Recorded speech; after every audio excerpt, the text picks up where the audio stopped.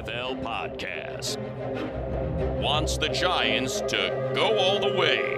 Welcome, the G-Men, to another edition of the Around the NFL podcast. My name is Dan Hansis. I'm joined in a room that's filled with heroes. Mark Sessler, Chris Wessling, Greg Rosenthal. What is up, boys? Hey, Dan. Let's calm down with wanting the Giants to go out. Yeah, I mean... Well, never forget, 2 seasons ago, I almost correctly predicted the Giants and the Chargers to square off in the Super Bowl. The Giants proceeded to go about 3-13 with a human disaster known as Eli Manning. Well, I wouldn't call him a human disaster. Well, seems like a nice on-field mess. Yes, we all remember that, Mark. We have... No, you don't. Here we are, week 5, already. In, like, what's 72 plus 24? 96? 72? 96 hours or so, we will be on a plane to London.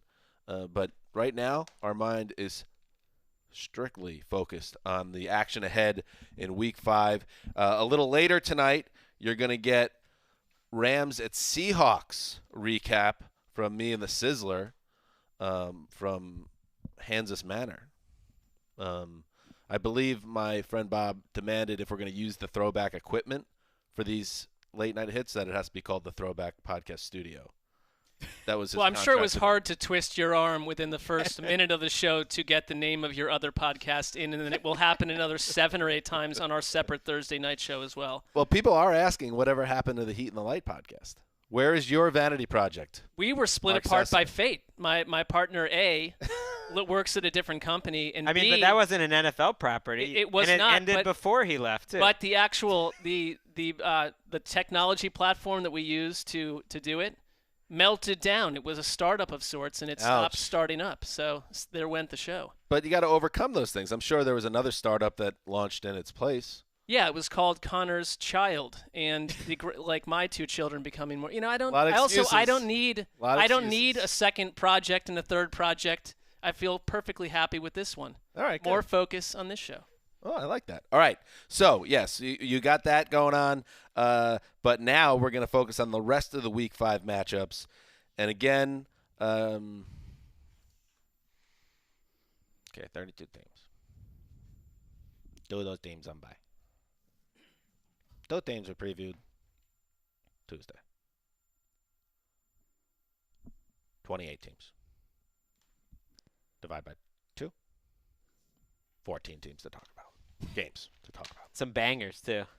Good week? Got about 4. You like this? Got about 5 bangers and some lesser ones. But It's like the same math. the good teams are concentrated in the same games. The bye weeks there's more teams on bye next week. Well, plus the Dolphins are on a bye, so that's nice. That's good. So we're going to do a draft as we do every week here. And Mark, we have gone around the horn and back to you now with the first overall pick. Don't Eric Fisher it.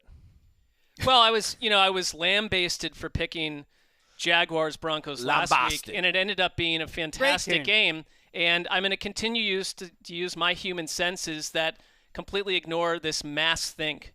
I don't really care what you guys think about my pick. My number 1 pick is a showdown between 2 expansion teams from 1996. And I could not be more excited to watch this matchup between the Jaguars and the Carolina Panthers. 2 quarterbacks that I've been interested in, 2 very resilient teams. I love both of these clubs obviously lost their starting quarterbacks, and you could have easily written off the Jaguars. You could have written off the Panthers, who 2 weeks ago when they got knocked off by the Buccaneers, we were watching this at Wes's house. I thought the Panthers and their coaching staff were kaput. But 2 weeks later, 3 weeks later, they look good. And I cannot detach myself from the experience of Gardner Minshew, but not just him as the Jaguars quarterback, but really the way they won that game in Denver on the road. I don't care if the Broncos are 0-8. That's a tough place to go, assuming people still fill the stadium. They were down 17-3, and the Broncos, in a game their season on the line, had set the table 17-3 against the Jaguars, had them where they wanted them. The Jaguars were like 0 for 6 on third downs to open the game. They were 5 sacks on Gardner Minshew. He was getting tossed and turned. They come out of halftime after a big Joe Flacco interception and absolutely ground the Broncos into dust with Leonard Fournette emerging from total AWOL status. They tired out that defense on the road, and it set up Gardner Minshew's final drive. And he did some things on that drive and in other drives in that game that are next level. He showed up at number 1 on Daniel Jeremiah's rookie rankings so far. Dan, I know that's not an article you will read, but it is an important article if you're tracking rookies. And I cannot wait to say how Carolina's defense in Carolina tries to deal with Gardner Minshew, and if Leonard Fournette can play the way he's still playing. And on the other side of the ball, you have an MVP candidate in Christian McCaffrey. So there's a lot to like in this game. I don't know how bad Jalen Ramsey's back injury here is, and I've been pretty quiet on the issue, but he's got to lose face here if he's healthy. He's wanted. He's embraced by the organization. His teammates are coming through. They have played exciting games the last 2 weeks. They're winning. Come on, man. Play football on a good team. Come back and play football. It should be noted that part of that comeback against the Jaguars last week by the Broncos was that Jalen Ramsey's replacement was getting roasted in that game. And he had a target on his back all game. And yeah, maybe this is a real back injury for Jalen Ramsey.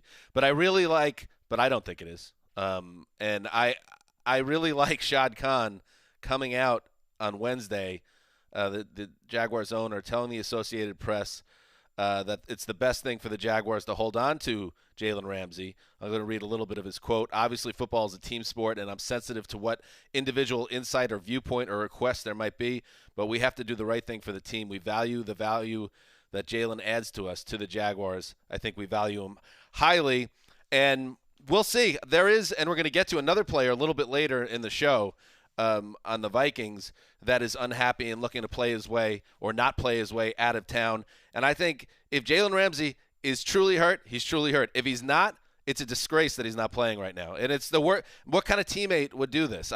It's way on my radar, and has been since day one. Every player on some level plays through injuries, so maybe it's something where you're not playing.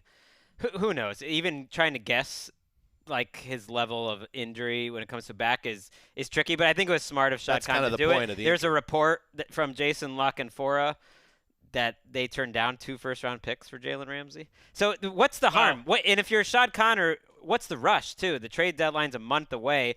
It's only in a world where this is still a problem 3 weeks from now.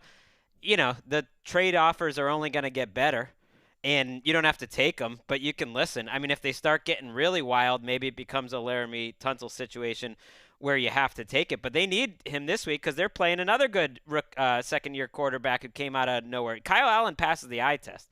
I think him and Gardner Minshew passed the eye test. I think if they played their first 2 games, Kyle Allen's a second-year player, but if Baker Mayfield or Sam Darnold played like this for their first 2 games a year ago, everyone would be going crazy. Kyle Allen really, I think, has the tools and can make every throw, and he's shown that.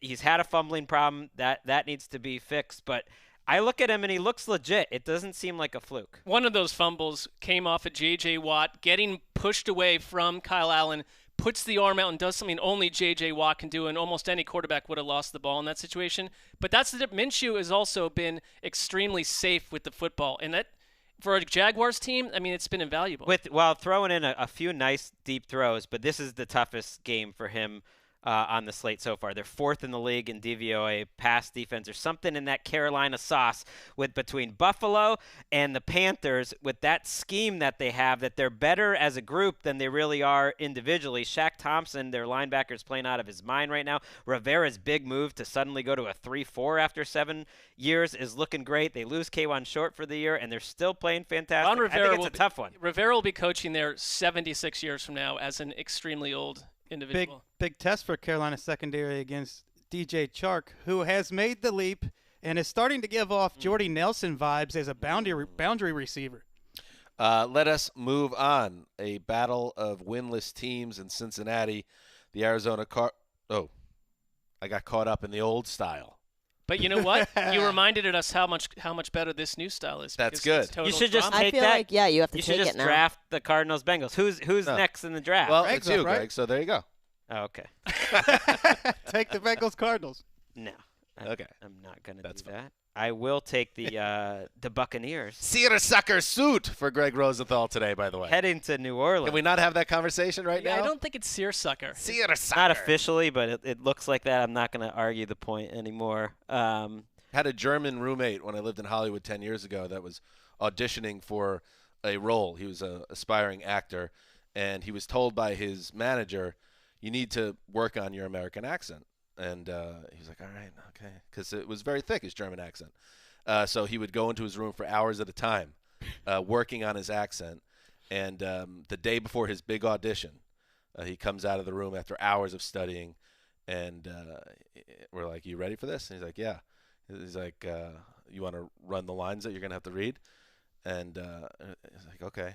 And then the first thing out of his mouth was, yes, I'm here wearing my seersucker suit. No.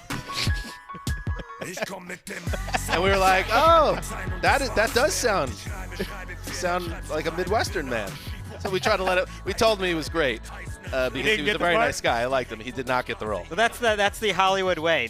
People telling you that they're great, you're great. And that was just a don't friend. mean any of it. I don't know why that's the way. Why that It's an uphill climb. Why is he pursuing unless you're like a 10 out of 10 male looks? Why are you getting that role? He was a very good-looking guy, and he was. The role was just a man who walked around telling people about his suit. The point was we could have been honest and been like, that's terrible, but there was nothing he was going to be able to do. He was going to go to that audition in the morning. Yeah, you don't want to. And he was going to build him up, fail in the audition, and then go back to Germany, which is what he did eventually. Hard lessons in Hollywood. All right, well, Greg's wearing a seersucker suit. You're up. Speaking of overseas, the Buccaneers are going to be headed to London next week with us, and we're going to be watching the battle of first place after Kyle Allen, ends Minshew mania, and after Jameis Winston goes to New Orleans and gets a nice little road upset in a game where I don't think either team's going to be able to run the ball very much. The Buccaneers have the best run defense in the league right now, 2.9 yards per attempt. You can just see it when you see their front line. They're going to be tough to run against. Which passing game do you trust more? It's weird to trust Jameis Winston, but I'm taking the guy with Chris Godwin and Mike Evans, both on pace for over 1,450 yards right now. And I'm not trusting a Saints offense that has been under 300 yards 3 straight weeks. You can't keep winning games like that. I like the Bucs. I rewatched the Saints Cowboys and had a really appreciation for how good the Cowboys defense was. Absolutely. And how Bridgewater threw better than I expected. He threw pretty well. His ball placement was good, and it's tough to win in New Orleans. I've picked against him 2 weeks in a row, and I'm not doing it a third week. I wrote upset special at the top of this because after watching the Bucs against the Rams, and it wasn't perfect, I thought Chris Godwin produced one of the better wide receiver showings of the entire year. I think he can do everything. And Bruce Arians talked him up, and fantasy heads went nuts over him. And it's one of the times when it's actually it played out against the Rams entirely. The Saints' front seven their line is so nasty. I don't think that you even try to run. The Bucs remind me a little bit of when we talk about like an air raid type attack. They were doing some of that against LA, like to the point where I'm not going to call the Cardinals air raid over what the Bucs do when they go all out with their passing game, and they've got better weapons than almost any team in the league when you want to go wide receiver. And when they need a run, Ronald Jones is looking pretty good.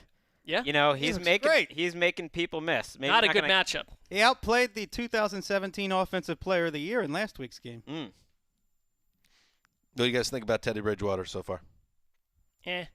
Yeah, I think he was better last week, but here's the reality. Yes, he did his job. He's a really good backup quarterback. I don't think he has the same feel for the position that he had when he was in Minnesota. To me, that was his best quality. Kind of his innate know where to go with the ball, feel in the pocket, feel a pressure around him. He doesn't have that right now. Like a late career Alex Smith at his best. And I don't think that he has that right now. I mean, every quarterback's sacrificing something in some way, and he's sacrificing scrambling ability and trying to make plays. If you see the quotes he's given, they're 180 degrees different than what he was saying in Minnesota. He's saying now, I've learned that I can't scramble. I can't try to make plays. I just have to take what the defense gives me. And he's playing with I think he's still getting used to who he is now. They had one play over 10 yards that wasn't to Michael Thomas, and that was a screen pass. Right. I feel like Michael Thomas, like his value decreases in a Teddy Bridgewater offense compared to when Breeze is in there. Just maybe it's a chemistry thing, but it's Alvin Kamara catching 15 targets a game in the screen game. And I just don't want to go against Shaq Barrett right now because what he's doing, maybe it's going to end, like Mark said, he's definitely going to get to 10 sacks. He's going to have a good year. It was not Shaq Barrett specific. But the 3-game run he's had to follow up a 3-sack game and then a 4-sack game and maybe have your best game after that where you force 3 turnovers in a win is just outrageous what he's doing right now. And what box scores don't show you, he's doing things like Brandon Cooks is wide open and Jared Goff misses him by 3 feet because Shaq Barrett forces him into a bad throw. These are the things that Shaq Barrett's doing every week. The big question for me for the Bucs is the protection was so good last week out of nowhere, and you almost never see Jameis Winston have protection like that. When he has protection like that, he's like a 1970s style Daryl LaMonica back there, and he's fun to watch. And that just never happens. And if that starts happening with more regularity, then Bruce Arians is going to be flying. He's going to be loving his job. It's a very interesting offense, especially if they get help from the running game, which they have been. They enter this game ranked 10th in the league in offense, 5th in passing. And we talked about it a little bit last week. Chris Godwin has stepped up. He is a legit potential star for them. We know what Mike Evans. And if this Winston thing sticks, they could be a top 10 offense this year. It could happen. What? That have could happen. Parts of, I don't know why you don't move Peyton Barber to a much lower role if Ronald Jones is playing the way he is. But that's been going on week after week. And fun little rivalry here. Bucs have gotten the better of Sean Payton randomly over the years, but that does not mean anything with a new coach. This is the perfect Winston come-down game, though. This is the 3-interception, pick-6 come-down game in the past. So was the Rams game. Not that he was up before that. But yeah, but he's put together a couple games in a row. And he did throw a pick-6 and threw another pass in the red zone that should have been picked. Yeah, he's going to give them. He's going to make. If he can he's string give together, you 2 of those passes. yeah, he'll always be a bit of a high-wire act. But can he put together 3 really good games in a row this early in the season? There's a lot of reason to be excited. Do it for Sky Sports. All right. Yes, do it for Sky Sports. That's great. That's the rallying cry that Tampa Bay will listen I'm just to. saying that Panthers-Bucs game looked like it might have been a dog. It might be 2-3 and 2 teams. All right, with a 3rd overall pick, not too many late games today, huh, this week? 2, so 2. not too many. Woo, better take one off the board here, and I'll grab a good one. Packers at Cowboys. Wasn't getting to me. Never would be.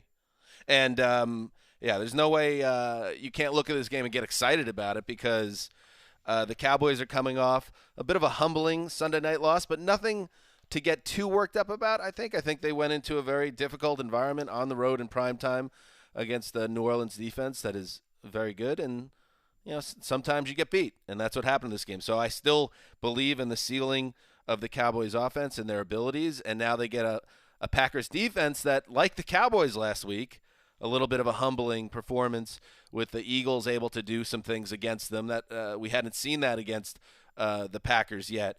So now you have 2 teams coming off disappointing losses that I think are near the top of their conference in what should be a very good, close game.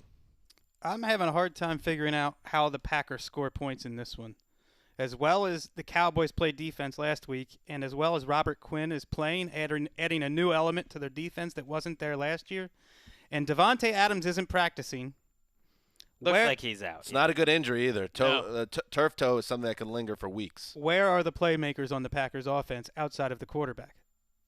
I'd be very worried. I don't necessarily see that this is going to be a close game because of that, and because I think the Cowboys have more answers. It's the best play in the Packers offense is Aaron Rodgers improvising. Right. And you might not have Jamal Williams either, which is I think a sneaky, big factor just because they'd like to run the ball and now you're just down to Aaron Jones. If there was life to Green Bay in that Eagles game early and they got up 13-7, they were up 10-0, it was big plays to Devontae Adams. So if he's out, I mean, what are you going to – is it Geronimo Allison we're counting on to do that? For Dallas, I don't worry about the Saints game because I think that defense is going to do that to teams multiple times, that Saints defense this year. But Dallas obviously mopped up the Redskins and Dolphins. They beat the Giants. There was a lot of excitement around what was going on. This is a good test. Saints into Green Bay. I don't think Green Bay's defense Eagles got a little frisky on the ground against Green Bay's defense late in the last game. But to me, Dallas, I am not panicking over the Saints' loss at all. I still think what Kellen Moore is doing is great for so many players in that offense.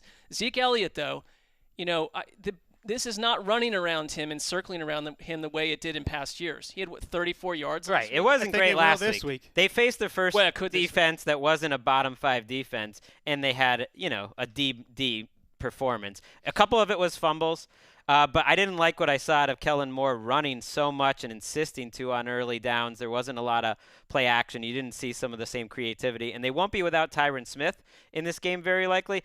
And Lyle Collins, who's having an all-pro type of season at right tackle, is expected to play but hasn't practiced at all yet this week. So that's 2 guys, or one left tackle you're missing. The other one's hurt, and you're going up against a very good front. I don't know if that was just a one-game blip for the Packers defense. I think they just kind of faced the game plan that had their number. Go ahead, Wes. I was going to say, if Kellen Moore watches the Eagles game, he's going to see, okay, I got to get the ball into Zeke and Pollard's hands as receivers more often, because the Packers have bad middle linebacker play when it comes to the passing game. And you saw that with guys like Jordan Howard, one of the worst receiving backs in the league. They had no answer for him in the passing game. Zeke's been underutilized in the passing game. I don't think he's going to watch the Eagles game. My guess would be that he'd probably just say, we're good. Preparations, we're fine. Might get your boy Michael Gallup back this week, too, a little earlier than expected. Doesn't seem like a good combination. Zeke, who has the NFL record for most rushing yards per game, against an individual team, against the Packers. He's averaged 133 yards. Packers' run defense is giving up 5 yards a carry right now. I eaten up last week. You know what I got to say? I'm off to almost historic 0-4 start with Wes. Our friend who runs these matters let us know that, Mark, you went 0-5 to start a season a couple years ago, and you came back. I'll let you know. Always. I'll say it. Always. Before you do, you came back and I believe won that year. I think 0-5. It's in the NFL. 0-5, you're cooked. In lock battle, 0-5. You never know. You can climb back out. So I gotta get going, and I was leaning towards picking a winless team as my lock, which just shows how lost in the woods I am right now. But what I'm gonna do after all this great conversation we just had, I'm gonna lock up the Cowboys at home and have them take me back into contention. Let's go, Zeke. I want $175. And you know what? To Wes's point, give me 67 yards and a touch through the air. One of those monster Zeke games, and the Cowboys roll. You know what? Let's Thelma and Louise this thing. Bash it out, bro. Boom. Let's do it. We got to. Boom. I need to get off the schneid, and this whole lock Let's thing, go. It's in my head, too. I'm changing up my routines every week now. I have no idea what's going on. Let's go. I don't have a good feeling for you guys at all. I do. I had this as a blowout, too. I don't know why I didn't think of it. I need to think about these. What could go wrong? All right. Aaron Rodgers rolling into enemy territory. All right, here we go. Up next, Chris Wessling. And then, hey, Ricky, did you get that snake drop we talked about? Yeah. You did? You ready? Oh, she didn't do No, it. I'm about to hit it right now. Oh, you should do it after my first game and before my second game. That's when the snake makes an appearance. Just wait. Okay, you just point to me and I'll hit it on the board. That's how producing works. She didn't even think about it for 1 second. Yeah, it's right here. She's got it. It appears teed up. I have 5 different versions. I have my suspicions about what's happening here, but I won't say anything until it occurs.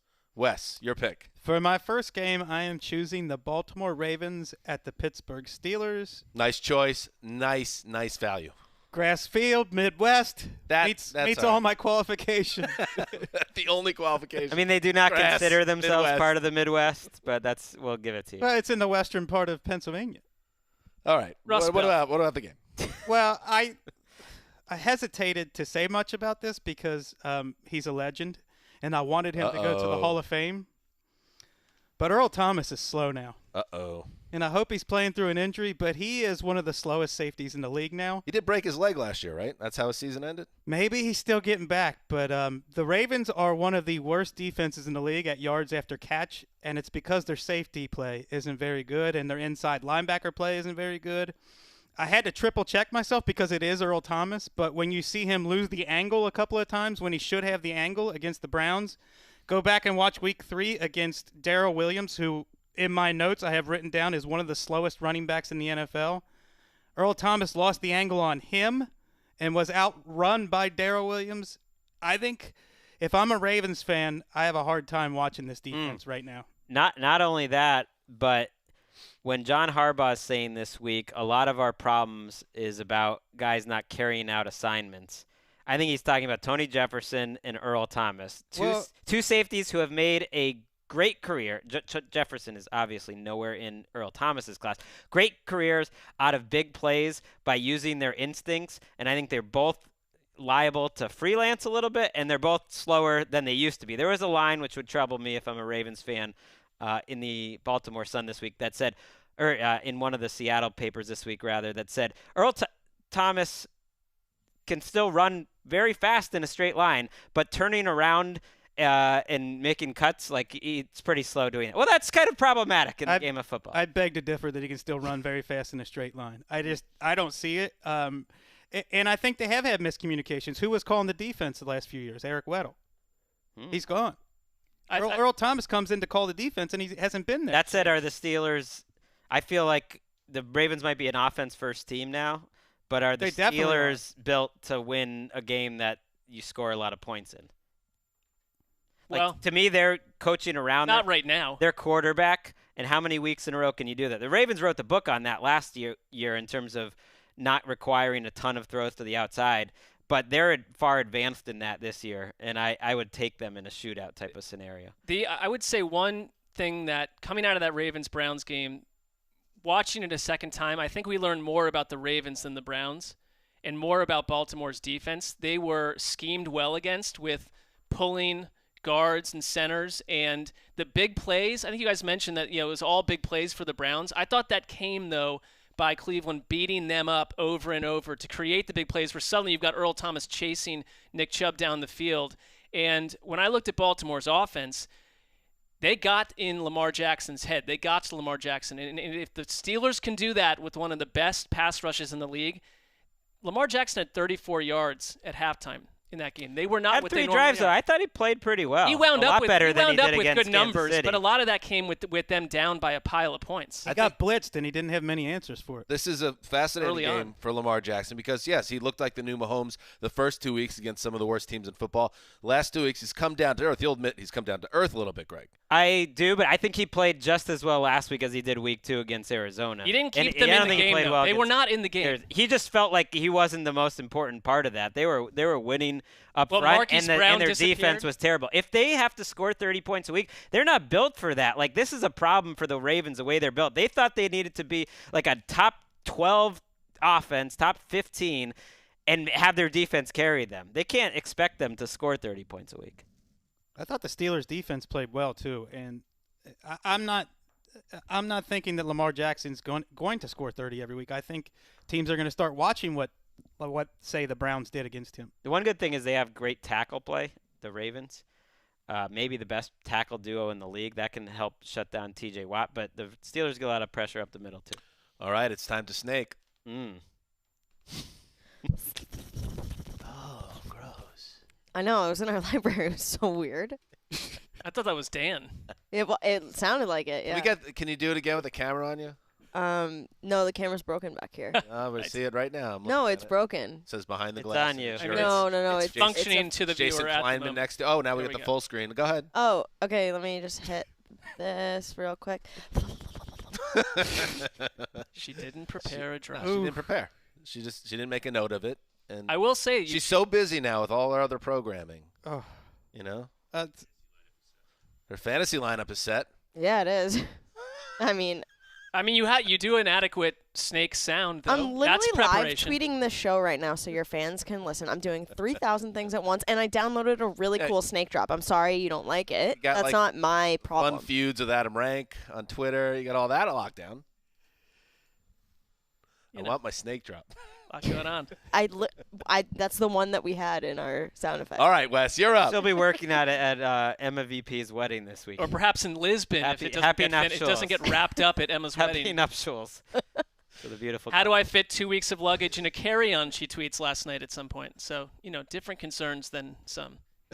I'm going to pick the other 4:00 game, since there are only 2 of them. Smart, Wes. You know how to play the game. Is it? You know how to play the game. Why? I don't have to do anything. Or I was thinking, why pick the 4:00 game? Now I can just watch whatever I want at 4:00. Whatever. But you Some have people different like to priorities coast. than me. I like to be able to pay attention in my game so I can give people what I saw on the recap show. Well, yeah, Greg and I will not be. You'll be watching 4 shows. My point is, I'm going to watch the same game that I want at 4:00, whether I choose it or not. Nope.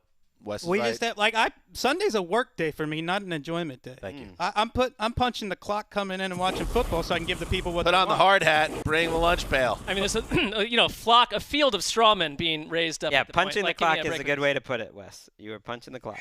Absolutely. Punching And the clock as is a former not a blue-collar positive. worker, I know what punching the clock means. You punch in, and then after 12 hours and probably 60 hours in overtime, you punch out, you go home, and you feed your family, Greg. That's what a blue-collar worker does. You punch in. Hey, I'm Look at popping the in. calluses on Wes's hands. That's right. I'm popping in a couple hours early. People should tune into Game Day View live at He turns it 11:30 That Eastern. was well done. He turned it into a plug. 11:30 Eastern. This NFL.com. crowd is so ultra tiresome. While It's you're sleeping. unbelievable. All right, Wes, go Unbelievably ahead. Tiresome. I want to watch a guy who is now rivaling Alvin Kamara as the best receiving back in the NFL, Austin Eckler, in this game. He is so good. And we get a little Melvin Gordon this week, too. But I want to watch that. And I want to watch for how many people cannot resist talking about Joe Flacco and the 12th rated Broncos offense when they should be talking about the 27th rated defense that could not get off the field for 11 minutes against Gardner Minshew on one drive. The defense is the problem in Denver. These teams are similar. The Chargers defense has stunk. The Broncos defense has stunk. The Chargers defense no one's noticed because they've played terrible teams. A lot of times your defensive rankings are basically just a ranking of who you've played, and I think that's the case with the Chargers. So I think the Broncos can move the ball up and down the field in this game, that this might be a decent amount of scoring. Problem is they kick a lot of field goals when they need to score touchdowns.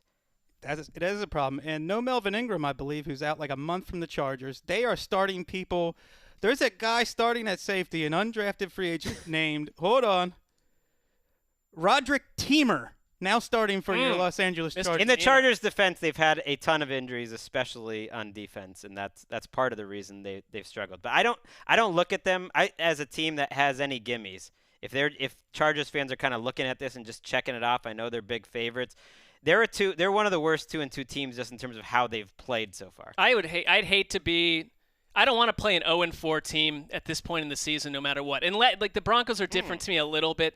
I know everyone is like, this is the new Dolphins. Oh, the Redskins are the new Dolphins. Oh, the Broncos, they're tanking. Well, they're not. Like, they're just a bad football team right now that's incomplete. I don't love the matchup for Los Angeles at all. But I would look at someone like Phillip Rivers, who is playing awesome right now. Austin Eckler has been awesome. Keenan Allen has been awesome. They've not gotten the pass rush, but they still have like their key star players playing very well. And if you can't take, they should have beaten the Lions. They'd be 3-1, and we'd feel a little bit differently about them. They have been uninspiring, and there have been people tweeting us, why don't you guys talk about the Chargers? We've talked about them plenty in the past. They just have seemed a little off the radar this time, and they need that signature because win. they're missing a lot of juice, and they get Melvin Gordon. For all the jokes we've made about it, they just need offensive weapons, and he adds one. Unfortunately, he probably will have to take Austin Eckler off the field, which is a problem. Eckler's 5th in the league in yards from scrimmage. That bothers me. But even they can use them together. They can use them together, and even if Gordon is playing 30 snaps and Eckler's playing 35 or 40, and I think that might be the type of split we see, that still adds juice to an offense that has been really good, and adding another weapon. They need to be an offense-first team. That's the biggest challenge right now for the Chargers in terms of their offensive philosophy is Eckler has become one of the best all-around running backs in football. It wouldn't be right, like Mark, you're saying, it wouldn't be right to remove him from the game plan. But Gordon, before he disappeared, when he's been right, he's been at a similar level in terms of productivity. So you just got to find a way to balance that. Or is there a possibility, and let me know if it doesn't make sense for whatever reason contractually, to maybe you move Melvin Gordon before the deadline in 3 weeks? Why not just? Wouldn't he have value? you got to give him a contract, but why not just do what you did last year? And before Melvin Gordon got hurt, they were averaging 200 yards a game between the two of them. They were the best duo in the NFL, and they were using them correctly. Yeah. And we don't know what we're going to get out of Melvin Gordon right away. Hunter Henry's back on the field, but he's not returning yet. I mean, they've had so many injuries, like they can't. I feel like they can't trade away any talent. Then Eckler get hurt, and suddenly you're starting Troymaine Pope. I suppose yes, they are a great 1-2 tandem, but Eckler had been able to prove that he can do it as the lead guy, and I guess that's just part of team sports. I will say this, Wes: the Broncos' defense in the first half against Jacksonville looked like what we thought we would get all season. They just have to. If they had done that for the full game, we would say they're back, they're ready to go. That was their last stand game, and you could see with the emotion they were playing with that they wanted an Orange Crush day, and they were feeling themselves. And then Gardner Minshew took it 11 minutes. And they were never the same the rest of the game. And now you're without Bradley Chubb. Although you do get a nice home game in L.A. this week if you're a Broncos fan, so that's a plus. By the way, by Wes's logic, which I think is good, the last stand game, if you lose your last stand game, there's no way you win the next week. Okay. There's no way. They seem like a – You're saying no Dignity in Dignity Health Sports Park this week. No. I mean, if that theory holds, Wes, if you lose the last stand game, you have to come out flat and dead. Which makes this a lockable game if you could look in the mirror. Now, I wouldn't be able to look in the mirror 2-2 versus 0-4, but if anybody else can see a reflection or Greg on his own rules, then I think it would just they're a perfect lock. Just narrowly sneak under my rules, but it is not my lock. I've soft locked the Seahawks, and I'm sort of still considering that throughout the show. I'm not going to go lock up against an 0-4 team. A soft lock is like one of those, with your Schwinn bicycle with like the 4-letter combinations. Right. That's so easy to break through and when you're a child, so the combination is 7777. Right. Or it's the people like maybe you got an alarm home security system at some point, but you no longer pay for it. But you just keep the sign up. Keep it up. Soft security. Come right on that's in, good Robert. enough. The sign, the little sticker. I get that you are what your record says you are, and this is an 0-4 team, but it's like the intro to Greg's debrief this week, the vicissitudes of just a play here and a play there. If not for 2 roughing the passer penalties, think pieces are flying out right now about how Elway and Flacco have revived the 2-2 Broncos, and Flacco's just he's just a caretaker. I don't know if we're ready to think faces about a team that's I just been blown don't feel out that twice. about Joe Flacco. I know that was a George Washington bridge too far. It wasn't. I'm just saying 2 plays. This is not your typical 0-4 team. They are one of the weirdest 0-4 teams we have ever seen. I hear you, but they should be 1-3 because here's how I look at it. They lost 2 games convincingly, and they split 2 at the buzzer. So it's like, they haven't been a great team. Well, maybe a 1-3 team master. I would argue that Jaguars comeback, the engine behind it was a terrible Joe Flacco interception. And I would argue back that in 2 of the last he's on the roller coaster. He's still with the Broncos. 2 of the last 3 weeks, what do you want your quarterback to do? Lead 2-minute drills to score the go-ahead touchdown with only a minute left in the game, and he did it. I said it on last week's pod. I don't think Flacco is their problem. Flacco's been exactly as good as they could hope for. They needed to be better all around. I don't know. Part of me is just like, okay. But, I mean, I'm also not amped up as a human being about I'm just going for accuracy here. The problem with the Broncos has not been my Joe accuracy Flacco. is he threw a killer interception that changed the energy of that came entire back game. and made up for it by scoring the He go-ahead also touchdown. he had a bunch of drives that he didn't finish. Why did Flacco become such a flash? You know why? Because there needs to be – this is interesting how this podcast works. There needed to be a lightning rod because you didn't have Eli to kick around anymore. So now you have the new Eli, which is Joe Flacco. But in reverse. Ironically, it is Wes now who is not seeing the light and is staring at the good things and ignoring the bad things. I am seeing the light. You went the opposite way with Eli. Everyone else is misevaluating this. Joe Flacco has been an average quarterback. That's all I'm saying. When all the analytics last season had Eli as like a top 15 quarterback, no, they didn't. Ignore it. The analytics throw it did out. not have Eli. Doesn't matter. He doesn't pass the eye test. The standard You're going the raw other way. stats had Eli. No, that is not true. You're throwing out falsehoods and erroneous statements. All right. Well, just everyone listen to every single football podcast out there. You're not going to hear this type of heat about Flacco anywhere else. We care about all 32 teams. He's just been average. That's all I'm saying. All right. Let's move on. All right. Dignity is important. It's not just when you look in the mirror about what game you could lock up. For the people in the room like me and Mark and to some extent Greg, you can say, oh, I'm not going to take my favorite team because nobody's going to double-cross me and take my team, so I'll steal them at the end of the draft. No, that's not fair. I'm not gonna put you guys in that position, and I'm not going to play the game that way. So even though this would have been the week to do it, though. I know, but I'm not going to do it. I'm just not going to do it because there's a chance Sam Darnold plays, and there's no way I'm going to have somebody else watching that game for this podcast. So I'm taking the Jets at the Eagles. It's on in New York City, and we'll see. There's a tweet. I heard from a very good source, direct source. This is some real Zeuser insider stuff. That there's a good chance Darnold plays. But then I see a tweet from Darnold's availability today. This from Connor Hughes, who does very good work for The Athletic. Sam Darnold says he wants to make sure he's, quote, not going to die out there on Sunday. I mean, it would be the most Jets thing ever that Adam Gase and his mania to not be painted as the most miserable offensive mind in the league will kind of push his quarterback onto the field despite an enlarged spleen, and then something terrible happens. That would be a very Jets thing to have happen. I'm just hoping that's not what happens here. I hope Sam Darnold is active and also healthy, and there's a good chance that's going to happen. And now they go to the Eagles, and it's a really tough game. It's a very difficult game. But if there's one thing to hang your hat on, if you think this could be a game, is the idea of there's a lot of things that have to happen. Darnold has to play. The offense has to look a lot better with a healthy Sam Darnold, and then they pick at the Eagles secondary, which has not been good. That's the only way this becomes a game. Otherwise, it's going to be grim. And I don't even know who's calling this, Greg, CBS. I imagine is it like a Marv Albert special? C-SPAN. C-SPAN, public access. But that's the path is Darnold plays and then is able to have some success against Philly's secondary.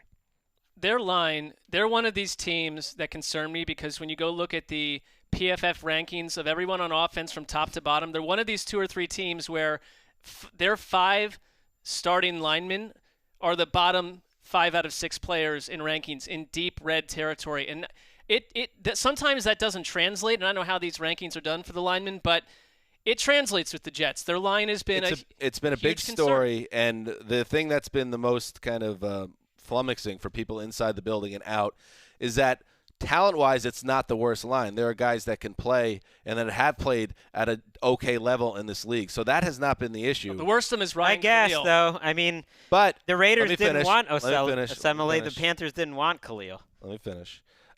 Yes, you could say that maybe they just got guys that were done, and that's possible. But there's also been talk for it to be as bad as it is that there's an issue with scheme going on, and it's a coaching disagreement behind the scenes about how to handle the attack on offense, and they tried to, in their most recent game before the bye against the Patriots, scale it all the way back to almost a rudimentary form. And I'm not an offensive line expert, but I could say they are on the fly trying to change their entire strategy, and that didn't work either. So it's been a big soggy mess on that line, but I think it might be just beyond talent.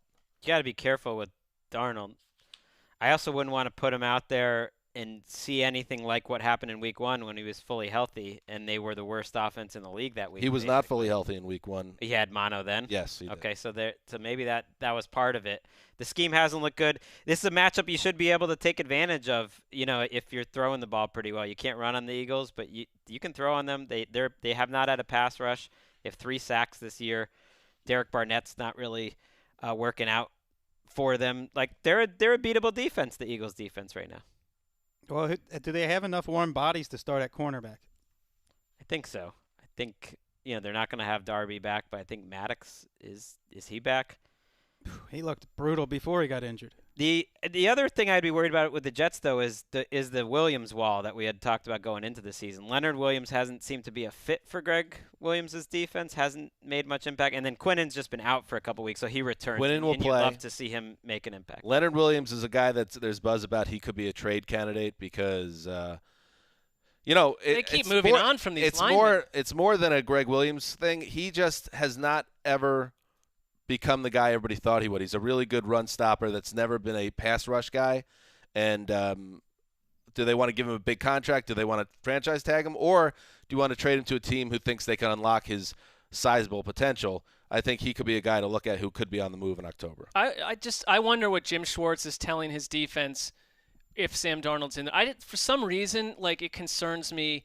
with the kind of injury and illness that he had, that they're being thrown out there, that they don't really seem to trust Adam Gase alone to make the decision, because it's a deep committee with the GM involved and the medical. It has to be, though. It has to be, but like they made a point of that, and like I don't know. He's not gonna play unless the doctors say he's fine. So I'm assuming that's good. But the Jets, and this stuff usually I just throw out, have never in the history of the NFL beaten the Eagles.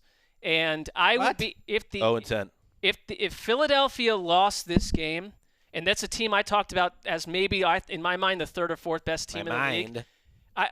This would be one of the biggest disappointments of the decade for the Eagles to lose this game. And it's not it is a knock on the Jets. Sorry, definitely a knock on the sense of their talent going in with the situation they're in. In terms of like them being a favorite, you're probably right that they might be the biggest favored game they're not going to lose. What will happen on Philly radio if they ever lost to this team? I'm curious to see if Miles Sanders and Jordan Howard can keep it going, because I kind of like that backfield, the way they're trending. I think Jordan Howard's run pretty well. Sanders gives you something. If they don't play that well, I do wonder if they would add a running back at the trade deadline, but there's no reason to at this point. All right, Greg, you're up. All right. Let's go to what are we, the 1 o'clock games? This is my backup game in the morning. I don't like to even think myself as having a backup game because there's so much focus on the I like to see the gerbil going around the wheel when Greg's thinking. I'm looking for a rocking chair game for my late early game as well. We'll get to that. I'll take the Patriots. Come on. Oh, no, I don't want to watch the Patriots this week live. I'll take the Texans and the Falcons because it's got Deshaun Watson involved, and that's fun. Partly because you don't know what you're going to get. Some weeks you get what you got last week where they averaged 3.3 yards per attempt, which is a little wild. I think they will be able to bounce back, partly because their offensive line, their improvement that we talked about in week 3, it was there again last week. I know he took a few sacks, but, man, they protected him really well against Carolina. And I think ultimately that's a good sign long-term for this Texans team that has a lot of good things going for them. They got out-schemed. They got outplayed a week ago. And talk about a last stand game. I think this is it for the Falcons. Well, no, maybe it's a little early for that. Well, I agree with you. It's getting late early. I wrote here, Texans can break Falcons right here. And if the Falcons, that's it right here. If the Falcons lose, is it highlighted though, or just written in yellow? Oh, shit. Texans can break Falcons. I feel like this should be we should have another spin-off podcast where Mark holds up his notes and just shows us different things. I like to put a lot every week. Put a little work into these. What's in Mark's highlighters? If you get, because the way it is, I'm looking at it right now. Is there maybe we can hold it up for the camera? You have the standard black font, then you have red font, and then you have, and this is important, highlighted black font, which I can only assume is the most important. It's called work, and to me, it translates. A lot of it, I just use the notes from week to week. It doesn't translate always when we've got 3.5 minutes to discuss. I like it. You are super prepared. Super prepped. The Texans defense is playing 9 guys basically every snap, which is very out of the norm in today's NFL. Whitney Merciless and J.J. Watt have played almost every snap the entire season. This kind of speaks to how top-heavy they are that we've talked about. Like, it's a very risky way to run defense. Zach Cunningham's playing great in 2019, but they're playing well. They've got a weak spot in their secondary, and rookie Lonnie Johnson, who teams are attacking, and I would expect the Falcons to go right at him. Falcons are a 500 team since their Super Bowl loss. Only the Dolphins are worse in the first half in terms of point differential this year. And they're starting about 11 or 12 of the same guys they were starting when they were dominant a couple of years ago. I think you have to wonder about the coaching. Quinn has regressed, or the defense has regressed with Quinn as the play caller. They have no running game. And we beat up Steve Sarkisian. Everybody did. Dirk Cutter comes along, and are we seeing the old Falcons offense Dirk back? Cutter reminds me of the Bucs offense, where there's a ton of yardage, not a lot of drives going for touchdowns necessarily. No balance. Matt Ryan was sacked 5 times last week. They were stopped on 4th and short 3 times. They totally fizzle against the Titans. They can't run the ball. They're not a balanced team, and I don't like the way that you're going into Houston and you're dealing with Merciless and J.J. Watt. I'm regretting this pick right now here and all this. This is one of those situations like in a fantasy draft. You get back to your computer, there's 7 seconds left, and you take Vasante Shenko to fill your tight end slot. You're like, oh, no. Shanked yourself. What have I done? All right, let us move on. Up next, Mark Sessler. So typically it looks like it will be a week where I have to write a recap on one of these games. So I'm looking for one that's just a big, meaty blowout, hopefully over by halftime. But I also enjoy seeing utter destruction, and I want to see. Talk about a team that's going to be paying the price when they get whopped once again, when the Patriots go into Washington and take the Redskins and scatter them into 50 parts. I want to see how New England plays on offense after last week. It's not obviously you're playing 1/4 the team, but New England, watching that game, looked bad on offense, and the Bills had a lot to do with it, but this is a team in New England that just had to put their kicker on IR. Mike Nugent is your kicker now. I'm not saying it's Gostkowski. Kai was in the running for that job, and Kai's Kai. We all know that. What does that tell you? But go get a job, Kai. Go win a job in a big spot. It's been a while now. It's been a minute since you've been kicking in the NFL, and you're up against the Nuge, and we all know the Nuge is the Nuge, and the Nuge is about a C to C minus kicker. About the 37th best kicker. They had 5+ kickers in. Go win a job, Kai. I love that they're go in that building and don't walk out of that building till you got a contract in your hand. It is delightful. They've gone from Vinatieri to Gostkowski, no break in between, 23 years, 4 games, and now you've got the Nuge and you got Younghoe Koo on the practice squad. Do you think? Welcome to the rest of the NFL, Patriots. It's not a huge step down. I almost thought my first instinct was that this might have been a phantom IR scenario because he's missed 4 extra points in 4 games, and maybe it's amazing and a credit to Vinatieri, even with his struggles earlier this year, that he's still kicking in the league while the guy that replaced him, the kid 15 years ago, might be nearing the end of the line potentially. No, he's having left hip surgery. Apparently, he's been playing through it for a while. That explains a lot. That is potentially a career-threatening injury for a kicker. He's been a great pro. He's been a great kicker over the years. I will miss. Let's pick this game. Do you think that Belichick will be able to survive the game planning advantage that the Redskins have in this one? Why? Well, after Jay Gruden, he has no idea who's playing quarterback. Right? They asked him, "What is your plan at quarterback?" And he said, "We don't have one." But I would love to see a little Colt McCoy. That'd be great. That's exciting. Can I lock up Colt McCoy starting? Because I feel like that is in your own little world. You can extremely safe unless he injures himself between now and Sunday, which is possible. I hate these type of games because there's a few real dead butt teams right now. Redskins are one of them. And I feel like we'd learn nothing about this game. Like if the Patriots score 40 points, I don't take anything from that. This is not hyperbole. The Redskins started an offense last week that is worse than some of them you'll see in the preseason. I think out of the 11 players who started for them on offense, not even half could make a roster for another team. Well, they are very injured too, and they're missing Trent Williams. There was distinct disadvantages going in, but you don't trust the coaching staff to coach out of any of those. McLaurin is back. But Sheriff might still be out. Jordan Reed hasn't played this year. Vernon Davis might be added to the mix. You can watch Larry Guy, my guy, Lawrence Guy. Just the guy. We're just gonna pick out a new role player on this Patriots defense that's playing lights out every week. It's Larry Guy. It's a great defense, Greg. Josh Gordon's a problem. That's one thing I think you can learn in this game. Josh Gordon and Tom Brady got too close. Are very much not on the same page. Rewatching that game. It wasn't about protection. It was about Edelman's hurt. Gordon is hurt and out of sync. The receiver situation is not pristine.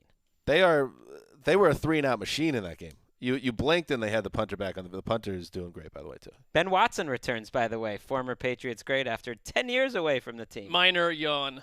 All right, can we get a full screen on Ricky because this is a snake pick, and we want to make sure. But close-ups. Maybe she. There we go. Maybe she ran downstairs and cut the drop. Maybe the audio listeners don't care, but get in on the pores. No. You know what I mean? Why would you say that? It's a fair request. All right, let's hear it. All right. Snake it. I'm a snake. Actually, that was good. All right, Mark, you're up. I'm a snake. Okay. Wait, is Mark up? Mark is up. That's snake, how baby. this works. It's a snake, baby. Oh, gotcha. And I am going to pick. We're going to London. Why not take the London game? I love that they've actually found a way to put this at our time, 10 a.m. LA time, 1 p.m. Eastern. Not sure at all what time it is in the UK. They can figure that out. 6 p.m. in London. I looked at the Bears game. Have been so down on the Bears because I cannot believe it all in their offense, in their quarterback position. My mind has changed. My mind. At this point, I could see them becoming one of the last two teams in a non-dominant team NFC. I really could. And I think their defense is truly special. And London games always seem to come with a bit of residual chaos. And I think this is going to – the Bears – whoever plays the Bears, whatever happens, whoever loses that game, obviously, is going to come out with total nightmarish in-house issues. We saw it with the Vikings. You've got one receiver complaining, the other is on the trade block potentially. Everyone's wondering what's going on with the Vikings. What will happen when the Raiders get utterly thumped in a game that I think will be about 33-7, and the Raiders come out of London with no answers, looking totally lost, and we are looking at the last 11 or 12 games of Derek Carr at quarterback? Well, I'm sticking to that opinion. You can shake your head. I just think that they're going to be – this is the beginning of a lot of changes on offense, and the Bears defense travels to London well, and they're going to drop the old Chicago hammer, and I don't care what Chase Daniel does. Chicago hammer. Yes. I just realized what's going on here. Mark is organic tanking the draft here. Why? Because you picked the biggest lopsided game of the week. This is Patriots at Redskins. I love Chicago. And you predicted a 33-3 game. Two massive blowouts you're going for here. I don't need. First of all, we watch all these games during the week. On Sunday, I'm fine with a couple distinctive. I enjoy football blowouts too. You don't. That's your. Well, issue. you're hitting on something, and this has become a interesting epiphany for me in all sports. An entertaining blowout is underrated. I love to see greatness and have a destruction and wipe the floor, like in tennis, other sports too. I sometimes enjoy that better than like a close. What about ineptitude on the other side of the ball? Doesn't that take away from it a little bit? I would view this like Chicago's defense. We're watching a truly great, memorable defense that has answered all the doubters after people thought they couldn't do it again. I've said that a bunch in the offseason. And to me, a wipeout like this, it's purifying. Well, they've had good I like that. They've had good matchups overall, and this is another one. The Raiders offense, despite being 2-2, has only 2 receivers over 60 yards. They could use like a number 1 type of receiver. Like a Hall of Fame type of guy. You know what I mean? Because then Tyrell Williams, he's a good 2 who's now playing 1. You have Darren Waller. He's broken out. Josh Jacobs is a great pick. But you're so thin at receiver. Hunter Renfrow, who was really the trendy thing after the draft and in the summer. It's like, hey, this is a guy you can just stick right in there. He's going to be catching 70 balls for the next decade. They've thrown the ball 18 times to him. They have 88 yards on those 18 throws. Him and the rest of the outside receivers other than Tyrell Williams are guys who would not make other teams, I think. I like the matchup for Chase Daniel. This is a dream scenario. No Vontaze Burfict, and Cleveland Ferrell, the number 4 overall pick in the draft, among edge rushers with 100-plus snaps this season, ranks dead last in win rate according to Pro Football Focus. Which is basically the guy, I know Raiders fans don't see it this way, but essentially you traded Khalil Mack and you used your top 5 pick on a pass rusher. He's essentially Khalil Mack's replacement. And there's that angle to this game too. Khalil Mack having a chance to face the Oakland Raiders and John Gruden. I would imagine he's already on an MVP level tear right now. This would have a nice little narrative. What's going to lead all your little primetime shows if Khalil Mack has 3 sacks in this game? Well, he knows how to trash Colton Miller if that's when he's going up against him. Trent Brown, by the way, who we also wondered was that too much money. He's been fantastic for the Raiders. Their offensive line in general has been fantastic. Not Colton Miller though. So if you get Mack or if it's Floyd when he's on Miller and you have a win. It is pretty wild, by the way. I thought about this a couple days ago. We were so close to it, and everyone was so exhausted by the storylines. Antonio Brown is not in the NFL anymore. He's just out of the NFL. Arguably the best wide receiver in football. He's just gone. Yeah, someone was just because he's a jerk and he's maybe nuts. He apparently got into it on social media with some player. Now Eric Weddle. And like this, and Baker Mayfield. In some stories, okay, I guess this was a big story in some circles, but in others, like mine, I'm sure that's muted or it's like even him screaming into the void is not really like making a big pop anymore. Well, he needed to go off on like Scandinavian novels, and then it would have hit Greg's feed. But it was a relatively large story to go after Weddle and Baker Mayfield. This is a perfect game to open up Tottenham. The London crowd, they know it. They love the ugly games, and I love them for that. They love the. That's because that's all they've got. They love the most defense. They deserve close. They love games. the kicking. There might be some rain here. It just could be messy. A lot of Bears fans in London. All right, next up, Greg. Oh no.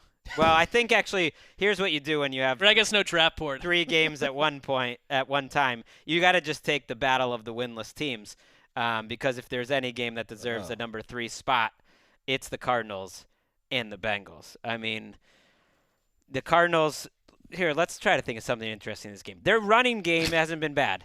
David Johnson, I think, looks better each week. Was starting to do some of those ski slalom moves that he used to do a few years ago last week. Kyler Murray, when they do call a run for him or when he scrambles, his footwork is just different. Like his foot speed and footwork, his feet are moving so quickly. Like it's wild. I've been disappointed in him as a runner. And, they don't use him. And an escape artist. Like Lamar Jackson is an explosive, elusive runner. I don't think Kyler Murray is. Kyler's not looking to run. You're right. It's the couple times. Even when he does run, he runs into sacks. Right. That's when he's trying to buy time. I don't think he's great buying time in the pocket, but when he actually makes the decision to go, he shakes people off and goes around him like it's nothing. And the running game hasn't been bad. They should be able to run all over this. I mean, David Johnson has, and he had this trait and this skill before. He's become a primary receiver because they don't have a deep game the way that I thought they would necessarily. When I watch the Cardinals, like they move the ball really, really well. They cannot finish drives. It's constantly going 11. They have these long 9, 10, 11 play drives that finish with a field goal and field goals that go south half the time too. To me, they're disappointing. And I do wonder because it's too early to judge. They need more time to build what Cliff Kingsbury wants to do. They don't look to me that distinctively, explosively different than a bunch of other teams that are using 3 wide receiver sets all the time. Fine, they go 4. It's not translating into stuff we've never seen before that we're so bedazzled by. And I do wonder, when you brought in Cliff Kingsbury, I think he's done an okay job with not a lot of parts early on. What if you get a 10 or 11 games into this and realize, wait a minute, this special offense isn't that special. They what don't do have you the do at that players, point? and they lost Christian Kirk. Both John Ross and Christian Kirk are expected to miss this game. Ross Are they that IR impossible for to the plan Bengals. for, though, from a defensive standpoint? No, they've not been elected. They've not been terrorized. When Larry Fitzgerald is by far your number 1, and your 3 draft picks at the position aren't making much of an impact, they're not that hard to cover. You get one-on-one matchups, but they're not hard to cover. I saw a Larry Fitzgerald stat that blew my mind this week. You guys all know that he's now second only to Jerry Rice in career receptions. He has 1,326 receptions. Second on the active list. Take a guess. Well, Antonio Brown doesn't count? No. Actively suiting up for NFL teams. I don't know. Just tell us. Julio Jones has 721. He's got like about half of Larry Fitzgerald's career receptions. That is crazy. That is wild. And on the Cincinnati side, we saw, how bad things have gotten on Monday night. Robert Mays of The Ringer wrote a piece this week about Cincinnati, basically their downfall since he broke his thumb. He was an MVP candidate in 2015, broke his thumb, and then everything that's gone downhill for Cincinnati since. He came to the conclusion, what we've been talking about in years on this podcast, that he's essentially the prime meridian, and he's as good as the people around him allow him to be, and it can get really bad when you have bad people around him, which is where he is right now. And it made me think about if this is indeed the end of the Andy Dalton experience in Cincinnati, and they have no more guaranteed money tied up with him after this season, if they did go in a different direction, does Andy Dalton get a chance to be a starter somewhere else? Or does he have to go to the Ryan Tannehill path of his career? Because by the same virtue of what we've been discussing, if you're a team that has a nice setup around it, perhaps Dalton could be closer to the guy he was in 2015. I'm curious what kind of value he would have if he ever hit the open market. I'd take Dalton over Case Keenum, but only 1 or 2 coaches would have taken Case Keenum to begin with. And I know I'm rough on Dalton. I think that your quarterback has more meaning than just simply his on-field talents or ceiling. You have to sell your quarterback to a more savvy fan base than at any time in football history. I think it's a tough sell. The answer is yes, he'll get a chance at some point. He's not going to be the Broncos quarterback next year, is he? It feels about right. Jay Gruden will be coaching Andy Dalton in Denver. I mean, they actually have links together. Makes so much sense. It does. It's so much sense. But they put John Ross on IR, and AJ Green is bubbling up as a potential guy you ship out of the building because why is he there? He's not even close to healthy either. But the whole offense could be can't changing. move. You could see Joe Mixon. Joe Mixon's the one last guy who's like a real asset there, and you can just see how frustrating. Eifert broke my heart in that after the only time that game felt like it was competitive is a fumble by the Steelers. Cincinnati takes over 1st and 10 from broke your heart. Pittsburgh's 15. Tyler Eifert on a 3rd down on a pass he absolutely pulls in before his 47, lower body injuries. It was like when Jimmy Graham couldn't come down with that pass on Thursday night. You're like, oh, old Jimmy Graham's got that. Old Tyler would have had that ball. I've let Tyler go after that play. You've been very into Tyler Eifert for a long time. I've had a lot of patience. I always believed in him, but I think those injuries have taken away that elite athleticism. That's how I feel about Earl Thomas. It's tough, right? It is tough. Let's bash it out again. Boom. What is happening? My pick. Bash Brothers. I'm really surprised the way the drafts fall in the last few picks because – in fantasy drafts, sometimes when you're like, oh, I really want to take this guy, but you take the other guy, and then life is good, and you end up getting the option to take that original guy. That's what happened for me here. Area guy likes his own draft. I have the Minnesota Vikings. Oh, same thing happened to me then. To the Meadowlands to face the Giants. And, yes, we have an epidemic in the NFL. Stephon Diggs now is letting it be known that because times are getting tough. In the modern NFL, times get tough, trade me. Get me out of here. I'm not happy. I don't need to play up to my contract. I will be sick. I will go home, and then I will try to force your hand to trade me. He came back to the team after missing a practice yesterday, Diggs, and this is in a season in which we know everything has going badly right now for Minnesota's offense. Very small sample size, by the way, but he is not getting targeted the way he did last season, not even close, Stephon Diggs. And on the same week that Adam Thielen called out the offense and the quarterback, leading to Kirk Cousins weirdly publicly apologizing to Adam Thielen, the other wide receiver then lets it be known that he wants out of town. So Minnesota has a lot of issues right now, and it's kind of an interesting time for them to go face a Giants team that, despite back-to-back wins, no one is going to confuse this defense with the 86 Giants. Minnesota, if they just figure out some type of game plan and find some balance to their offense, you would think they should be able to move the ball. And if they don't, and Danny Dimes, and I don't think Saquon Barkley's playing, but apparently he is possible. They said he's not practicing as of Thursday, but apparently he's such a Superman that he's getting close. But even without Saquon Barkley, if the Vikings don't find a way to win this game, and if they look bad doing it, we might have a mutiny on our hand with the old Viking horn. I mean, you win. It doesn't matter if it's a style. You're saying if they win ugly, that's not enough? No. If they lose 27-6 gotcha. or 31-10, and the offense is not moving, and everyone's already talking behind the scenes, this season could go up in flames, as sometimes happens in Minnesota. Here's something else I wrote: "Death of the Vikings?" A question mark. I'm not saying it's going to happen, but is that a double pound sign in front of it too? Triple. And whoa, what does listen, that mean? That's just to separate it, so I remember to say like it. Morse code. I want to know what the triple pound sign is. You have held something against the Vikings ever since you gave your heart to them as the team of ATL. Remember we used to do that? That's not and then untrue. They fell apart. But I would say this though, because something seems systematically eerie with the Vikings, because Kevin Stefanski, their offensive coordinator, was someone that was getting a ton of buzz around the league and got a head coaching interview or two. The Browns were very serious about him potentially being their head coach, and analytics guys loved him and all this other business. They bring in Gary Kubiak, but I feel like that was to quell to some degree Mike Zimmer, who for 2 years in a row cannot get behind an offense that is actually modernized. It is run first, and that's great when you're in a situation where Dalvin Cook is going to run the ball crazy. I know the offensive line stinks, but I look at the Vikings as a confused operation. What is it they are on offense? And if they the Giants are not a very good defense, obviously, but they looked better last week. I know who they were playing. That's the Reds. I know who they're playing, but I'm not just going to simply it was a step forward.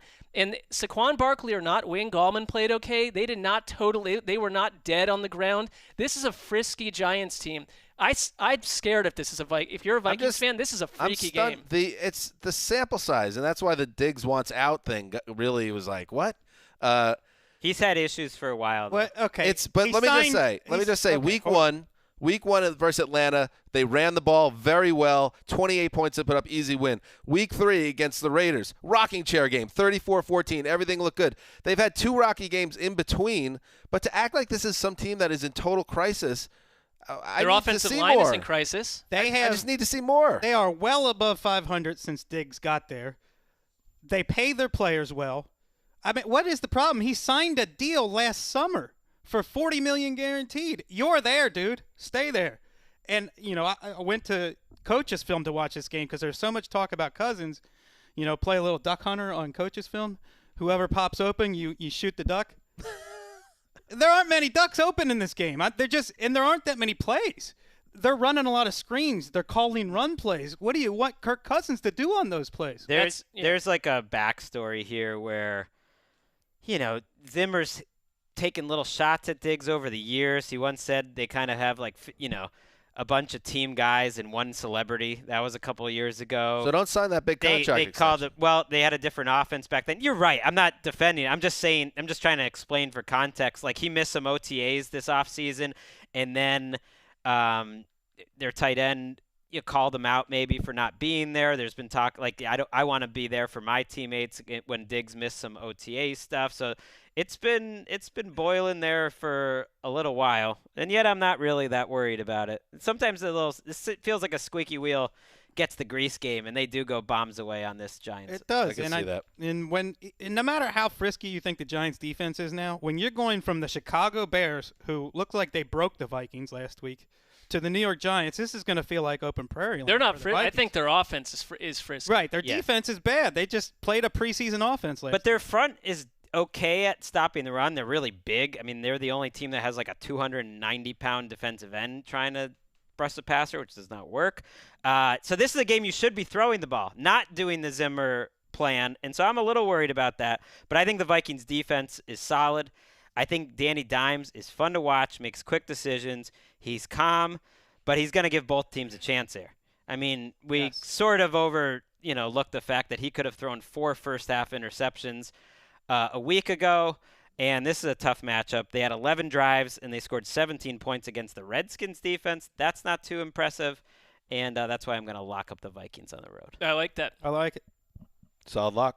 We'll see. I mean, you guys had me worried. The things are falling. No, that's falling. That's fine. I mean, Dan, you know why you should wait on the Vikings and then not wait and then wait and then not wait and then wait and then not wait. They're an 8-8 team, and they're going to do this all season long. They're going to be hanging around for a long time, but they're not an 11-5 team. If they ever achieve that kind of a record, it's fraudulent. I'm not ready to give up on them. I know you're not. Why would it be fraudulent if they went 11-5? I'm just saying it won't be. You get 11-5 teams that are not 11-win teams. They have if they can. Sight unseen, he says them going 9-3 the rest of the way will be just luck. He knows. I just think that the offensive line stuff going on is not something you necessarily fix. I guess my point is it's 4 games, so the idea that no team can make adjustments, can improve. I think that this is still a team that could pull things together as long as it doesn't crumble from within. My biggest concern is not so much the slow start. It's all this potentially anti-Kirk Cousins stuff behind the scenes with their star wide receivers and how that can implode a locker room. It's bad. And the whole thing that Kirk Cousins has a podcast.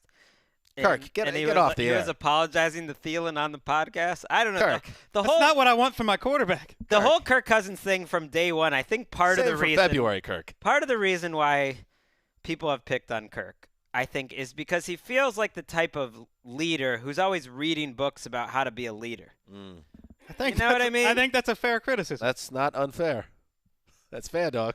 And he's playing timid, and football players don't like timid. Wes, this is a great Mr. Irrelevant game. There's nothing irrelevant about this game. This is the game Close I wanted. it out. I wanted this 8 picks ago. Close it out. We got a Midwest game. What a wacky with draft. Natural grass. Yes. The Titans aren't pulling me back in yet. It's going to take a long time. But the Bills never lost to me. Wait, this is a Midwest Titans game? are in the Midwest. Do you know where Nashville is? I mean, I hear what you're saying, but I've never heard that. Nashville's the Midwest too? No. I can't take this right anymore. in the heart of the country. No, this is getting ridiculous now. I just view it as the South. I hear what you're saying. Nashville's the South. It's right in the middle of the country. It's in the Midwest. Nashville. Look at a map, Greg. No. Here's the thing about the Midwest. It has 2 parts to it. It's got the mid. You could argue that in some ways it's like middle, up or down. But then there's the West. And it's in the Eastern time zone. So it does not qualify for the western portion of the Greg, Midwest. There is only a West where the mountains start and the geography changes, that's the western part of the United States. That's some East Coast bias BS. There is no, like, Iowa is west. West. No, it's just Here's Midwest. the problem. The Census Bureau disagrees with you. But Well, I I don't care understand about that the census. I know you don't care. Look at the geography of America. I'm just throwing that out at you. Look how it's made. Ladies, let's just take a second here, and let's just, Mark, That's good, Eric. let's just breathe for a second, right? Okay. Everybody, West, take it in. I mean, it's just a ridiculous statement by Wes. Is it? Okay, This is the weirdest hot take I've ever seen. It's not even a hot take. Want to Look die at on the that map. mountain? Nashville is the West Mountain? Here's the map. I mean, it's much closer to the east than it is to the west. It's further west than All right. Cincinnati, which Okay. I grew up as in, host, as the I Midwest. need to get us back on track here. We got all the maps out. This is outrageous. You think Titans Bills is gonna top this argument? All right, Forget it. Bills- It's This in is where the Tornado gold Alley. is. Rest my At case. Titans. Titans are back and flying high, Wes, right now. And Taylor Lewan's back. But here come the Buffalo Bills. The Buffalo Bills. And Tremaine Edmonds, another guy who has made the leap, their middle linebacker. I find myself watching him every play now. I still like this defense. I know they're going to be playing. Is Josh Allen playing or not? Is he? He's still in concussion protocol as of I think he's yesterday, trending so- towards it because when the concussion guys are practicing, that usually means they're through step 4, and then they officially pass step 5 Friday afternoon. So I think they're expecting him to play. I think that the unit I trust most in this game is the Buffalo Bills defense. More than the Titans defense. I think they are a better version of the Titans defense. I agree. If it is Matt Barkley, and it seems like the reporters are putting things closer to 50-50, I do not like Buffalo's shot. I didn't like what I saw from Matt Barkley at all. And I know that was you want to talk about a tough assignment, so it's kind of unfair to say, oh, well, he came into the middle of a game against arguably the best defense in football. But is he a guy that wins games on the road? No, I think he's a less athletic Ryan Fitzpatrick. He'll throw the ball up. He has, for era-adjusted stats, he has the second highest interception rate in history behind Nathan Peterman. Right, but he's worse than Josh Allen. Yes. But they're not here winning. comes the Josh They're not Allen winning through. drive-by. They're not winning through quarterback play as it is. I mean, I don't think they were the best. The Patriots defense wasn't the best defense on that field. The Bills defense right now, to me, is better. It totally shut down a vastly superior opposition last Sunday, and there's no weaknesses in that Bills defense. I think, though, it's easy to overlook the Titans defense, which has allowed 20 points only once all year. They absolutely made life a nightmare for Matt Ryan last week. They're getting pressure. Every level has talent. They're at home in the Midwest to host the Bills here. So, a Bills offense that even with or without Josh Allen cannot climb out of a deficit with explosive plays. They don't have that in their arsenal. They're going to have to run the ball a ton and run it successfully. I think there's a big advantage for the Titans. And I don't mean that means that Marcus Mariota and A.J. Brown have to go off, which they seem to do once every third or fourth game. Looks like Devin Singletary will return, Big. which is big because they, like you said, they need playmakers. Although my boy Frank Gore, we don't even talk about him anymore. We just take his greatness for granted. He's been good. Over 15,000 yards, some big plays last week. And Jordan Poyer and Micah Hyde there's some good safety tandems out there this year. But they are up there. Right now, Hyde is ranked number 1 in PFF. There was a 2-play sequence in that Patriots game where Poyer just stuffed Sony Michel. It was a total one-on-one matchup at the goal line that Michel probably should have scored on, and Poyer stuffed him. And then the next play, Hyde confuses Tom Brady and picks him off in the end zone. Those two guys have been awesome. I'm watching you, Marcus Mariota. You've had some moments this year so far. You have no turnovers, 0. Through 4 games, your passer rating's over 100. You've had some shiny moments. You've had some not-so-shiny moments. Well, here's a nice little chance to make a statement, Greg, in your building against a defense everyone acknowledges is one of the NFL's best. Absolutely. But Go make a name. What if I feel like the final score is going to be 13-12. Right. No matter who wins. So I don't know what statement that'll be. Like those are That would not be a statement. Okay. Those are pretty stats for Marcus Mariota, and yet he feels entirely unremarkable and yankable for Ryan Tannehill at any moment. So he does have those pretty stats. Where do you stand on him, Dan, since you're monitoring him? I'm monitoring as like, okay, you know what? I'm watching. I'm not ready to give up. The numbers are good right now. He needs to do it a lot more. Undeniably, the numbers are good. Is he passing the eye test? Last week was is he exactly consistent enough? It was like him I don't in know a about nutshell. that. You think you've made this big progress, lights them up in the first half, and then they don't score after halftime. That's kind of the Titans in a nutshell. Career ranks through 4 weeks. Number 1 yards per attempt, 7 touchdowns, no interceptions. I mentioned the passer rating. His passing plus yardage per game. These are all career best ranks. So statistically, he's taking a step so far this season. Yet they are 2-2 with 2 really good performances and 2 really bad performances. So it's still you're kind of in the twilight. Can't throw a pick when you just hold the ball and get sacked. Yeah, that's part of it. Career ranks means something different for Ryan Tannehill than other quarterbacks. He has totals of 19, 13, and 11 touchdowns in other seasons. He has never been a great statistical quarterback. That is for sure. All right. Any other thoughts on this game, Wes, before we move on? No, you All right. covered. Let's hit Sunday Night Football. Indianapolis Colts traveling to Arrowhead Stadium to meet the Kansas City Chiefs. Now, I feel like this is a game that Greg is going to be really excited. Now, you're excited about all games, Greg, but this one, I think you think Jake Brisket is going to step up and open some eyes here, don't you? I think it's a great week of games, but you're wrong. Me up a piece of Jake Brisket. I mean, I'm taking Ravens, Steelers, Packers. The Monday night game's amazing. Tampa, Saints. There's a lot of great games, but the Colts right now, you know something. If you look at PFF, depending on the scoring system you use, like they have a plus or minus rating. They are a team that's all right around 0. Like their defense, they're all right around 0. They're not going to hurt you. They're not helping you that much. They're not putting a lot on the table. They don't have playmakers on either side of the ball when T.Y. Hilton is hurt. Marlon Mack is a little banged up. T.Y. should be playing today, it looks like, on Sunday. So he returned to practice. Yes. On He returned to Thursday. practice, Mack trending did not. upward. Which is huge. And Mack did finish out that game for the most part, or they said it wasn't injury-related, so that would give them a chance. Watching the Chiefs any week is exciting, but the Colts don't feel like they have a lot of firepower. I still like watching. Like, I like what they're doing, but they're not as fun to watch as I was hoping. I mean, that Raiders. They didn't move the ball very well through the air last week, the Colts. There's no doubt about that. A lot of drops. You definitely sensed no T.Y. Hilton playing a big role in Brissett's struggles. Marlon Mack, 30th ranked Chiefs defense. He's playing through Hilton an ankle back. injury now. I think he's got a new injury. It's to his ankle. That offense goes through him. It's Kansas City at home on Sunday night. You know, and this is 2 different teams, but we're not that many months removed from Kansas City thumping the Colts big time in the playoffs. Do they match up well?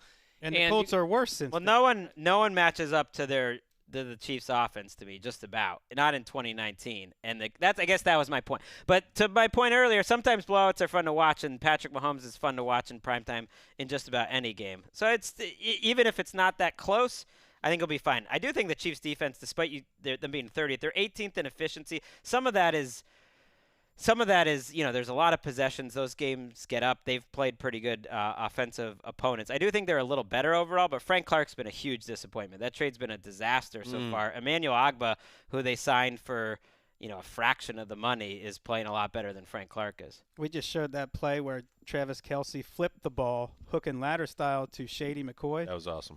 And Marcus Grant said that was like jazz music. And the Chiefs' offense kind of is like that. It's when you're so fundamentally sound and having so much fun that your mind and body start to go outside and play a while. And you see that with the Chiefs. They're just like, let's just start playing and having fun. Right. All these teams still in their preseason in September. The Chiefs were not in a preseason mode. I believe that play happened on the final touchdown drive as well, right?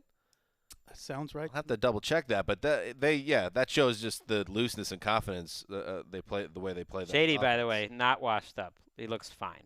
I'm not saying he's a game breaker, but he is getting looks slow to me. 5.3 yards per carry. He's doing what he needs to do there. All right, let's move to Monday Night Football. The Cleveland Browns 2-2 after that great win in Baltimore. Well, now they hit the road to play the San Francisco 49ers, who got that dreaded early bye. But before that early bye, they had won all 3 of their games. Their defense playing really well. And Mark Baker Mayfield had his way, and Nick Chubb had his way with the Ravens defense that is trying to figure themselves out right now. The Niners defense, they are not trying to figure themselves out. This is a good team. This is a great defense and a very fresh team coming off a bye. It's Challenge. It's a totally different matchup. And Baker Mayfield, after 3 games of everyone questioning everything about his play and is he actually the guy and is he regressing and can he read defenses, looked better when Baltimore couldn't really put a lot of pressure on him. He's still doing Baker Mayfield things. But now, to me, you got the matchup of Cleveland's offensive line still suspect against Nick Bosa, Dee Ford, Eric Armstead, DeForest Buckner. You got Quan Alexander in there. On the flip side, Jimmy G has to deal with a Joe Staley-free offensive line going against Myles Garrett, Olivier Vernon, Sheldon Richardson, Larry Ogunjobi. So I think this is one of these games that, barring something out of the ordinary, might be relatively low scoring if these two great defensive lines can keep the offenses in check. I believe in their defensive line, their defensive front, the 49ers, but I think the rest of the team, we don't really know how good they are because they've beaten 3 teams with a combined 2-8 record, and they've turned the ball over a ton on offense, just haven't paid for it yet.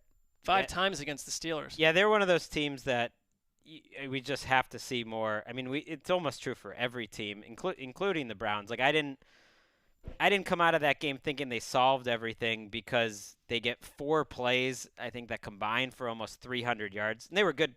They were good individual plays. They have the individual talent to just have a different guy pop off and dominate in any given week. And that's not a bad recipe, if they can turn the play calling around. But it wasn't like an in-rhythm, hey, we're just rolling on offense. But the defense is so consistent that you're right, Mark. Like, I would be shocked if this game gets in the mid-20s. Like, I think this is in the teens. This is a defensive game.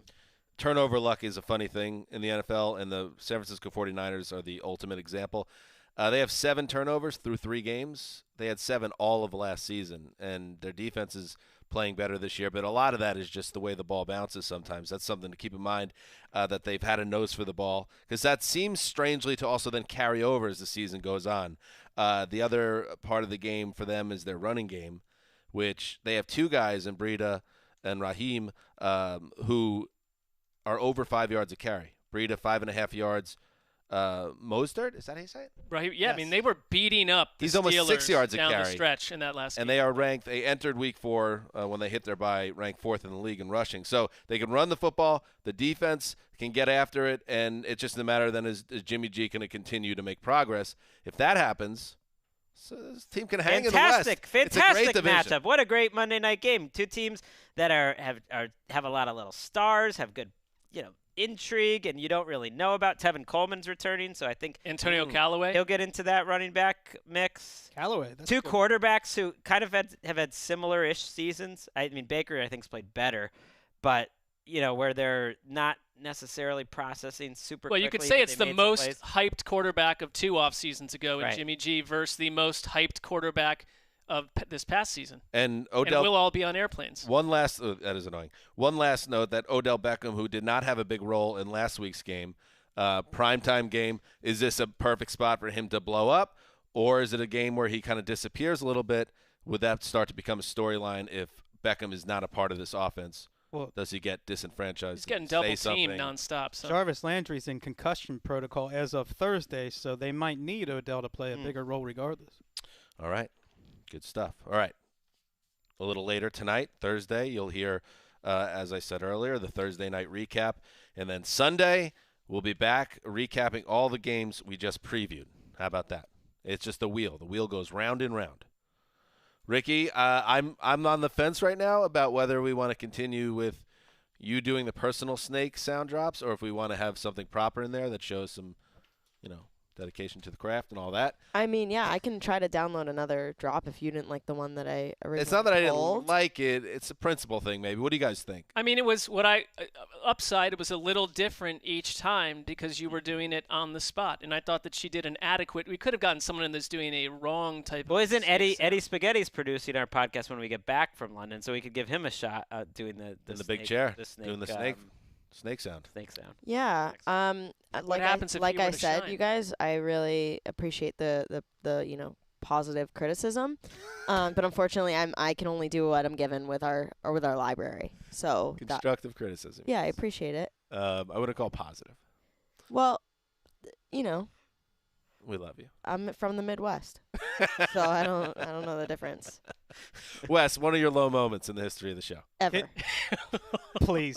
How is it that I grew up in Cincinnati? The whole state of Ohio defines itself as Midwest. Nashville is more Western than Cincinnati. And yet you're telling me it's too far east? Here, this feels like something we should ask the people from Nashville. They should decide. Well, of course they're going to claim South. The Census Bureau is telling you. I don't care about the Census Well, they Bureau. are an official Do organization. they Wes, factor you were a in government geography? man. You worked for the post office. You respect the government. No. You operated Have you in zip seen our codes. government lately? All right, I got it. Before we sign off, one moment. I mean, you're telling the bright, happy people from Nashville that you know better for them than they know First of all, you themselves. haven't even heard from them yet. They're going to claim the South because of everything about the heritage and, oh, we lost the Civil War, but we still like to think we're from the South and all that stuff. But they're in Tornado Alley. They're right there in the Midwest. That's a different geographic location. That's Tornado Alley. We're not talking about. Tornado Alley is in the Midwest. Program note. Cool note for the youth and flag football enthusiasts out there. Reigning champs named official operator of NFL flag. Does anybody know what that means? I saw that email. There's a really cool graphic. The NFL is named reigning champs official operating partner of NFL flag beginning in January of 2020. Pretty cool. There you go. Thanks, guys. Something to look forward to. What is reigning champs? It's the name of the company. It's the name of the company, I guess. Yeah. I guess, but I feel like that announcement assumes is, that not you your know guess. what that means. Well, Oh. Well, apparently we're all going to be fired for blowing this. No, emotional it's a cool thing. So congratulations to reigning champs. All right.